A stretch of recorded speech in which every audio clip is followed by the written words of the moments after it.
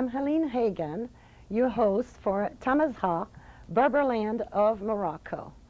This presentation addresses the marginalization of Amazigh culture in Morocco and in Algeria, with the formation of an Amazigh cultural movement which has international dimensions. I have two very special guests with me by my side. Both of them are residents of the San Francisco Bay Area. Both of them are members of the Amazigh Cultural Association of America, of which I am a member too, and they are from Algeria. Yahia Belkebir is from the Kabylia Mountains of Algeria, and Jamel Gerga is from the Oris region of Algeria. Welcome to this presentation. Thank you. Thank you very much. Thank you for being here. Thank you. I would like to ask you right what it is nowadays to be an Amazigh or Imazighen in Algeria. Yahia, would you care to speak?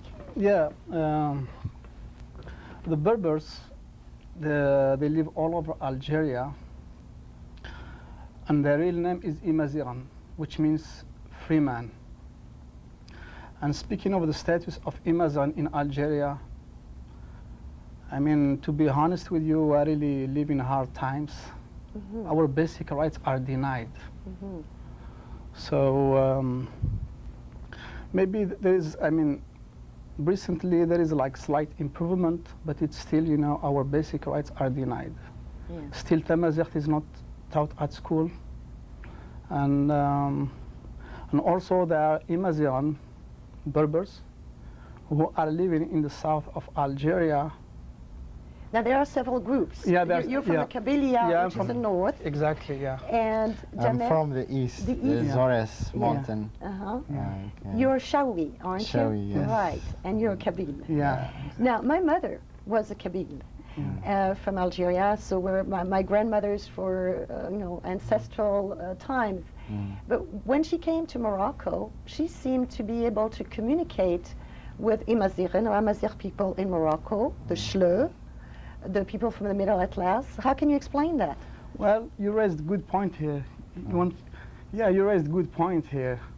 Actually, it's basically the same language. So what happened, I mean, the regimes in North Africa, they've been trying always to confine us within our regions. So I mean it's the same language. So Tamazigh is a language that is spoken throughout North Africa. So all North Africa, included, south, which is Mali and Niger and Mauritania. Yeah. That is an ancient, North Africa used to be called Mauritania province. Mauritania and Numidia. Numidia, right. And the Berber name is just the Roman, they give us this name. The Tamazigh language, Amazigh people. Yes. Okay. So when you said your mother, she can communicate with the Morocco Berbers, the same. I'm from the east, I communicate with the north. Exactly. It's just the accent and some influence. For example, like if you go the Tuaregs, you have the pure native with accent Amazigh language, no influence at all.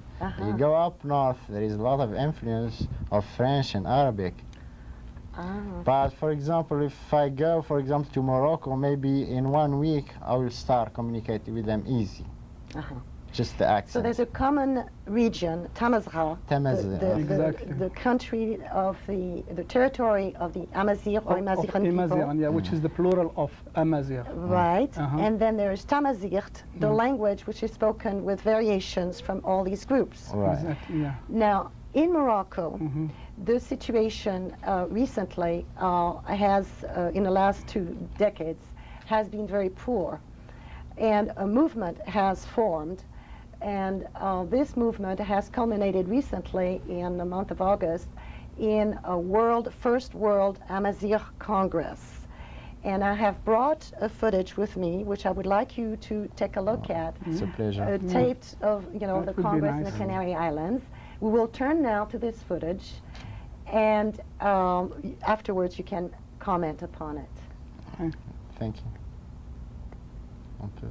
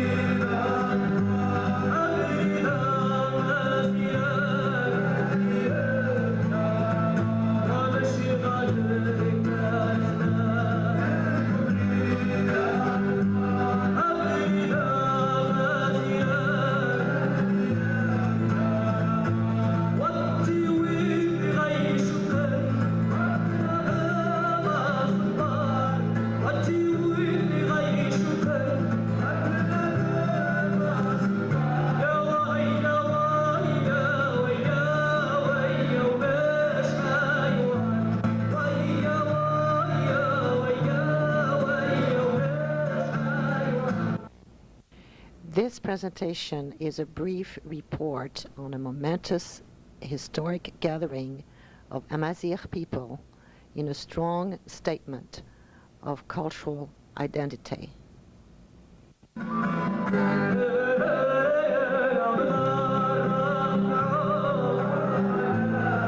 It is dedicated to the numerous artists who touch our hearts and embellish the setting for this assembly.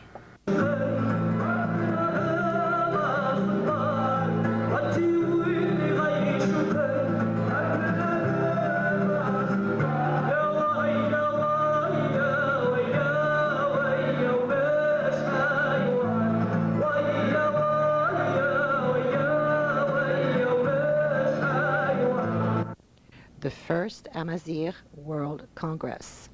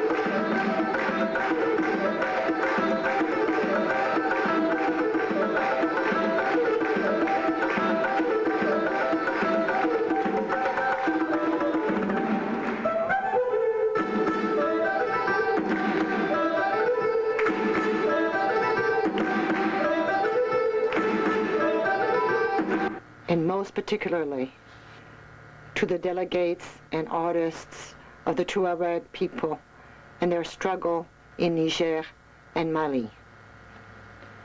For too many years, the international community has maintained a shameful silence in regards to the suffering of Tuareg communities under genocide.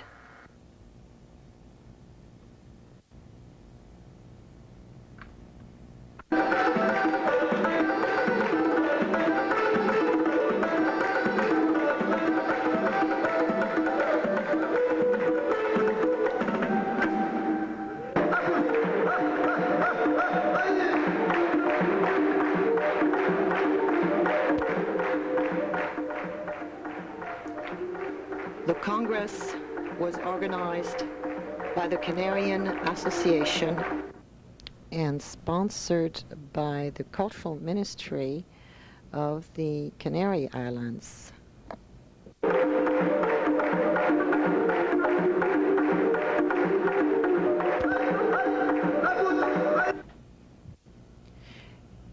There were 103 associations in attendance, and the largest contingent came from Morocco.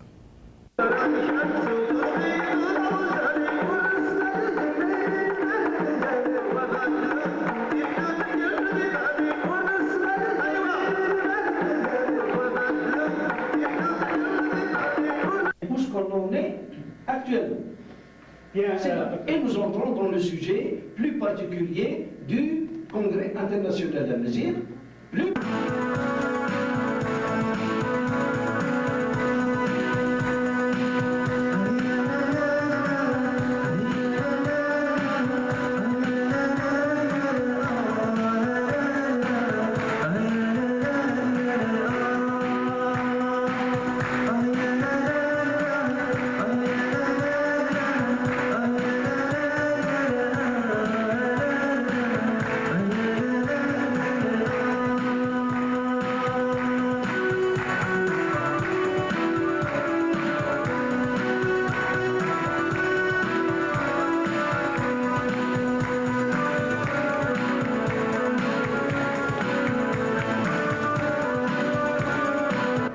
A strong and vibrant Algerian representation included veterans of the struggle, as well as young, energetic delegates who worked hard, slept little, and danced to the very last day.